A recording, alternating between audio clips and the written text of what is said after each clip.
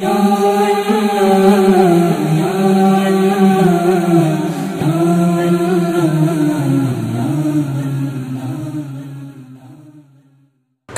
علیکم ورحمۃ اللہ وبرکاتہ۔ معزز سامعین، خواتین و حضرات، اللہ تعالیٰ سے دعا ہے اللہ تعالیٰ آپ تمام کو خوش و خرم رکھے اور ہر آفت و مصیبت سے محفوظ فرماوے۔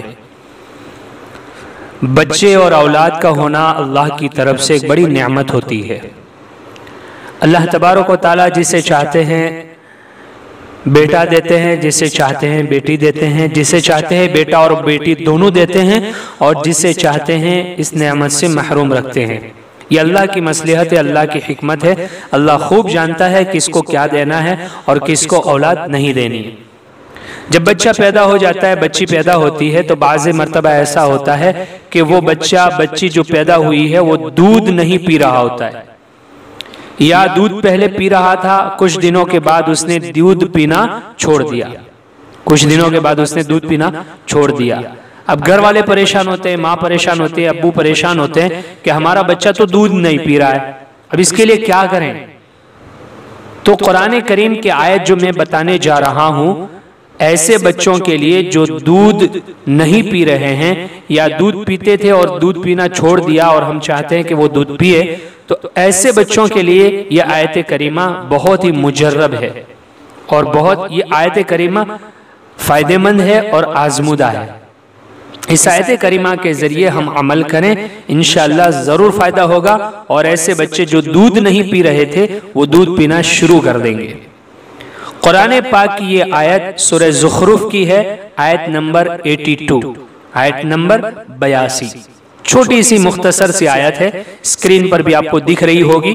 سبحان رب السماوات والارض رب العرش عما یصفون۔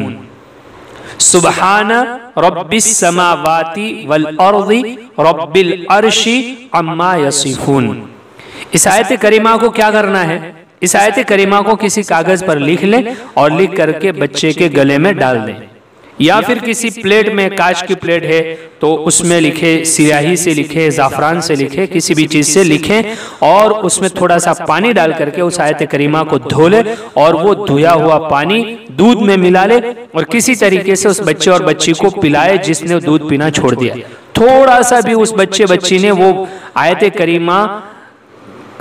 کریمہ لکھ کر جو دھو کر اس دودھ میں ملائی گئی ہے وہ دودھ پی لیا، تو انشاءاللہ آگے وہ بچہ بچی دودھ پینا شروع کر دیں گے۔ چھوٹا سا عمل ہے، چھوٹی سی آیت ہے، فائدہ بہت زیادہ ہے، اس پر عمل ضرور کریں، انشاءاللہ ضرور فائدہ ہوگا۔ یہ قرآن کریم کی آیت ہے، اور قرآن کو اللہ تعالیٰ نے مومنین کے لیے شفا و رحمت بنایا ہے۔